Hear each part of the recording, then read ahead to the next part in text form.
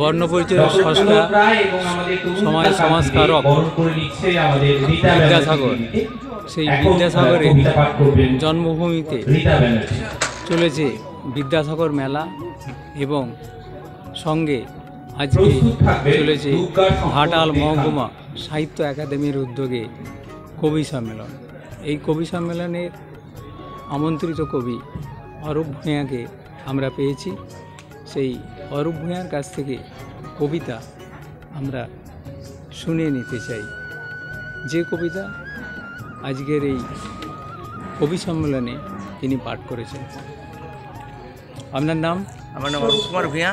আপনি কত বছর ধরে কবিতা লিখছেন?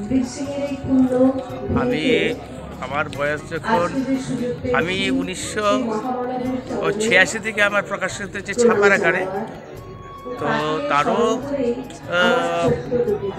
11 বছর বয়স থেকে আমি কবিতা লিখছি। এখন আমার বয়স 61 বছর।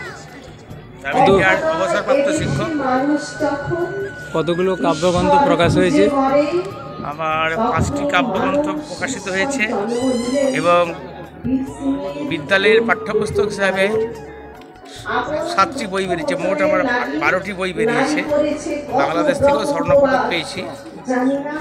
কবিতা বলুন। আসাম ত্রিপুরাতে পড়ে আমার কবিতা এই বিদ্যাসাগরের পূর্ণ জন্মভূমিতে কবি সম্মেলনে যেটি পাঠ করলাম, বিদ্যাসাগরের মহাশয়ের উদ্দেশ্যে। নামটি তোমার বিদ্যাসাগর, নামটি তোমার বিদ্যাসাগর, নামটি তোমার বিদ্যাসাগর, ঈশ্বরচন্দ্র নামটি তোমার, বীরসিংহ জন্মধাম, 21 বছরে উপাধি পেলে বিদ্যাসাগর নাম। ভগবতীর বীর সন্তান, ভাবলে নারীর কথা, বিদ্যালয় গড়ে শিক্ষা বিস্তার, ঘোচালে মায়ের ব্যথা। অনবদ্য কবিতা শুনলাম কবি অরূপ ভূঁইয়ার কাছ থেকে।